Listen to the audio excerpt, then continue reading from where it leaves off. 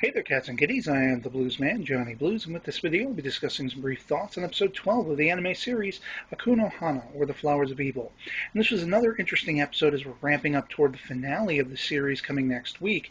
And I just love this series. I'm really going to miss it because whenever they are focusing wholly on the story elements and everything like that, based on the manga, the original work, I am compelled. I'm just very intrigued, and I sit rapt watching the episodes. And the dynamics and dichotomies of these characters has really drawn me in.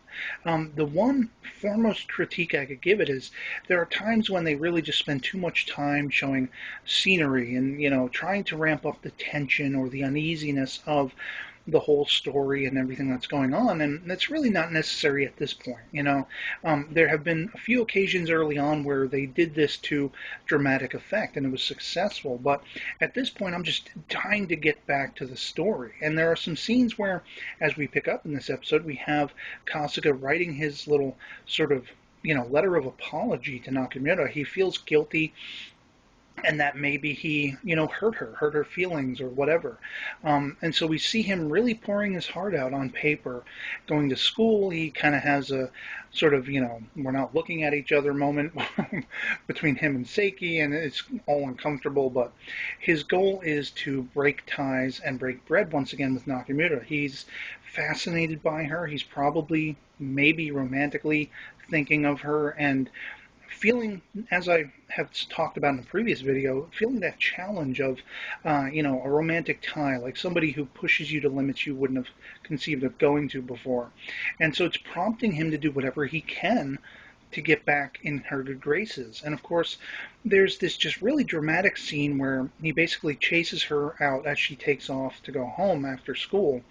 And he's running after her, he's trying to chase her down, and he wants to give her the little note that he's written. She just basically ignores him. I didn't expect that she would stop everything she was doing and take his letter and, play to his graces anymore. And so he ends up literally chasing her as she starts to run, because he's going to read this letter to her now. He's going to make her hear his words. And by her running, she runs faster and faster, more passionately as he reads on, leads me to wonder if maybe there's a hint of, his theory about her being true, that maybe deep down inside, this deviance that she has, this distancing and cursing people out and stuff like that, maybe the bad attitude is somewhat of a facade she's built up to protect herself, keep people at a distance. And it only compounds the fact later on when he runs back to his house, grabs an envelope, he's going to drop the letter he wrote in the mailbox, goes to Nakamura's home and meets her father and her grandmother respectively. And, he finds out a little bit about how the house is sort of a broken home. The mother and the father divorced, and Nakamura's been raised in that house.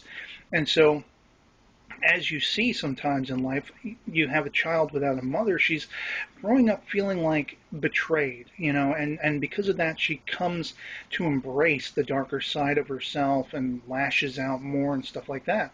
And so there's a psychological aspect that is fascinating. But what's even more fascinating is, of course, Kasuga is invited to dinner, and he ends up going to excuse himself for a minute, and he sees Nakamura's door, her bedroom door. It has something plastered all over it, like graffiti.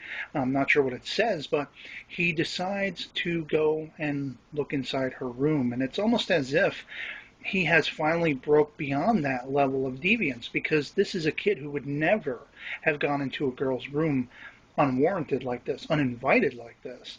And even if he were invited, he'd probably turn it down. So, in a sense, with that act, he's become what Nakamura wants, in a sense, as I say, but will she be accepting of it? Because she's wandering around, we don't know whether she's coming home. What is she going to do when she finds him there? Is she going to feel betrayed again?